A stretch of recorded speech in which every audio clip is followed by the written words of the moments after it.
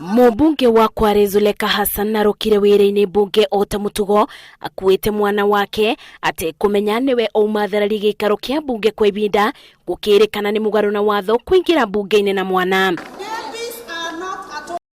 Gicanjama giki gicungireirie gikundi kia ambunge kurugama na Zuleka makiuga ona thengia komishoni ya wandikani kubetukia atumia mathondekero rumu ya kuria mangiikara na ciana undu uyu utiri wakinyanira nginya umuthi uyu. It's not just about parliament, but it is also about other women out there who may not have a voice to speak for themselves.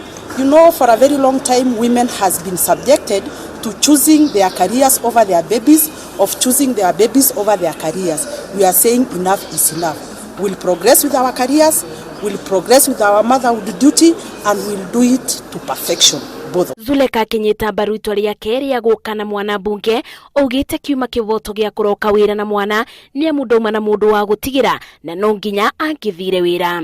This is my third baby in parliament. I've never done this. I've tried really hard not to come with a baby, but today I had an emergency. So what was I supposed to do? Miss parliament and miss my duties just because for a baby? So that's why I just came with her. I knew that I'd stay here for a while, and then later when my situation is better I could. Abunge atumia mugite gikino kionereria kia mathina mari atumia mageragira kuria marutagira wira.